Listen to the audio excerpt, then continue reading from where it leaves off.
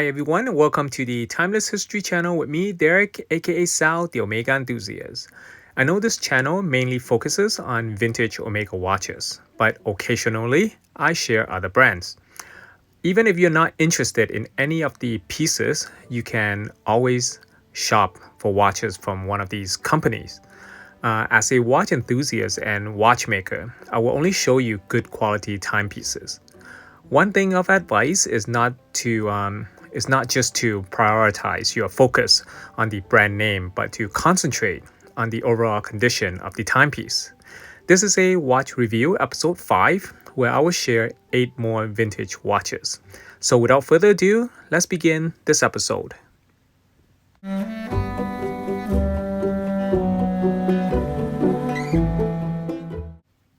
If you enjoy content like this, the description box below will have links to the previous 4 episodes. One brand I seldom bring up is Rolex. Even though I enjoy collecting Rolexes and have a modest collection, I rarely discuss them because they are the world's most recognized and coveted watch brand. The first piece I present is a 1933 Rolex Prince Elegant under reference 2877. I enjoy collecting unique Rolex because it differs from the usual, Explorer and Submariner. I like this piece for its classic rectangular case and the aesthetic, age, simple to read dial. It's hard to believe sometimes that a non-water resistant watch from 9 decades ago remains looking this great. This is one of many reasons why collecting watches is so much fun. The case size is quite considerable for a rectangular watch of this era, measuring 22.4 millimeters across, excluding the crown by 37.8 millimeters from lug to lug. The manual wind movement is a Rolex 360HW caliber. And of course, matching the right strap will complement the watch perfectly.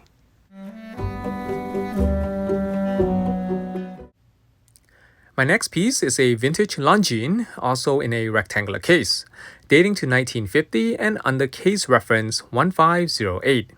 When I first saw this timepiece, I thought it must have dated much earlier, in the late 1930s or early 1940s. But to my surprise, it comes up as 1950 after dating the serial number. The case measures 20 millimeters across, which is a bit narrower than the Rolex, but the 43 millimeters from lug to lug makes it a longer piece. The curvature of the side profile allows the watch to sit perfectly on the surface of my wrist. A nice watch usually starts with a beautiful and well-preserved dial. In the case of this Longines, the two-tone copper dial was the first thing that caught my attention. And since I have a soft spot for a watch with an exquisite rectangular case, I couldn't resist purchasing this piece. It is also a manual wind watch powered by a Longines 9L rectangular shape movement.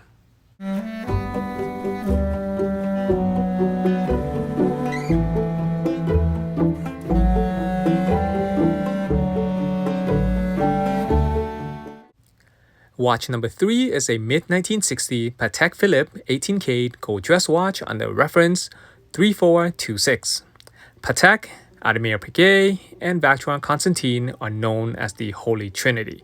But don't let that name scare you away from shopping around for one. Years ago, when I purchased this Patek, I thought I would need a 5-figure budget to buy one, only to realize there are plenty of nice Patek Philippe's for under 10K and even under 5K. Yes, you are paying a lot of money for the brand name, but most of its value comes from its high-quality materials and craftsmanship. Patek does not mass-produce its watches. It limits production to maintain high quality and exclusivity. The manual wind movement in this watch is a Patek caliber 23-300. This is not a watch I will wear often. My daily watch remains an Omega as my first choice. In my opinion, nothing beats an Omega for its great look, craftsmanship, and quality.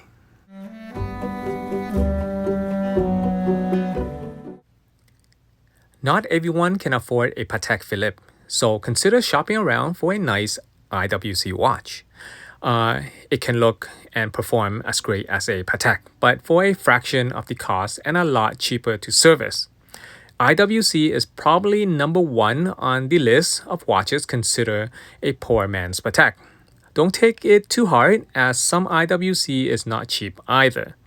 What I like about these older IWC watches is the script of the International Watch Company on the dial. I purchased this piece several years ago. I like it for a few reasons. The case is similar to a Patek Calatrava.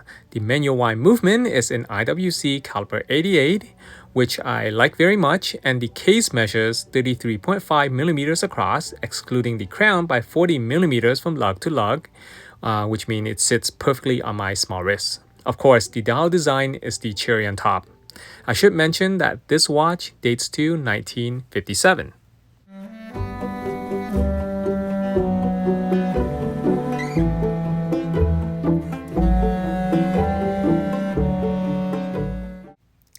In the vintage watch hobby, you will discover various dial design and texture. Still, you may occasionally encounter an artistic or symbolic dial like the St. Christopher dial on this 14K gold 1950s Movado automatic watch. Since I already own two different Omega watches with the St. Christopher dial, there was no way I could pass up this Movado when it was offered to me. Under reference 48463, this piece is powered by a Movado caliber 115 bumper automatic movement. Aside from what is already a beautiful and attractive looking timepiece, I'm glad the original mushroom crown is still with the watch. I've come across several Movado watches with similar gold mirror dial, but they all have the texture square finish instead of with St. Christopher. The case I mentioned of this watch measures 34.5 millimeters across, excluding the crown, by 39.5 millimeters from lug to lug.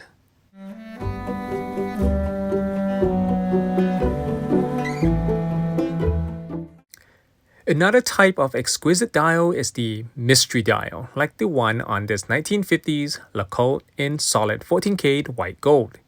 Before Longines became part of the Swatch Group that we know today, it was an independent company under the Longines Rectangular Group, which was the North American distributor of LeCoultre and Vacheron Constantin.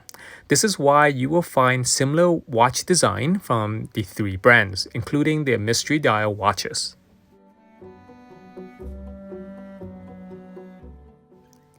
Mystery dial watches were available with automatic or manual wind movements.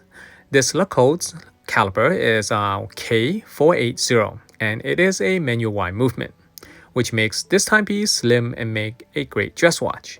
And the diamond on the dial gives it extra shine.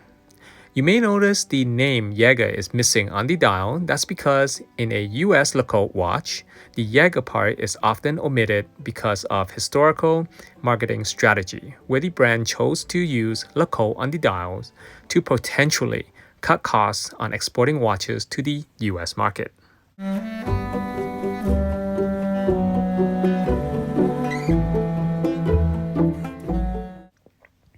The following piece I have here is a 1940s Heuer Chronograph watch under reference 2406, powered by a Langeron caliber 13 movement. For my research, it dates somewhere around 1942 to 1943. I always had a soft spot for vintage Heuer Chronograph, and for some odd reasons, I prefer their dial and hence are free of luminous. I'm only interested in their references from the 1930s to the 1950s. I find Heuer from these eras to be the most attractive. If you have any vintage Heuer chronographs similar to this piece, feel free to email them to me. I would love to see them. One day, when I get the opportunity, I'll film a new video on my modest collection of vintage Heuer chronographs. My other reasons for collecting vintage Heuer chronographs are their simple appearance and the alluring logo on the dial. I'm not a fan of a busy or complicated chronograph watch dials.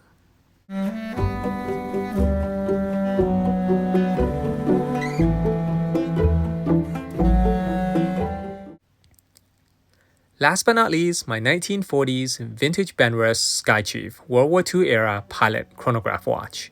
Under reference G280F. This has to be one of my favorite or top 10 chronograph watches to own. After seeing a watch buddy wear one, I fell in love with it and had to find one. After years of shopping around, I finally came across this piece and bought it without a second thought.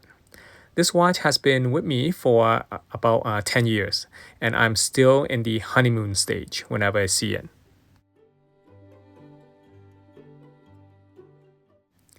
There is just so much you can love about this timepiece. Of course, besides its clean and attractive looks, it carries one of the best vintage chronograph movements you can find, a Voisin caliber 72, the same movement used in a 1960s Rolex Daytona. While this dial is originally in black, occasionally you will spot one with a tropical age or chocolate tone dial.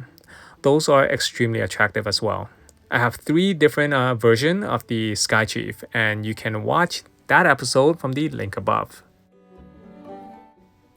As always, I hope you have learned something new. Comment below your favorite piece in this video and share a watch brand you own or like. It may get featured in a future episode.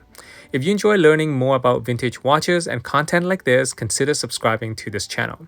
You can always support my work on Patreon. Thank you for watching, and I look forward to seeing you in the following video.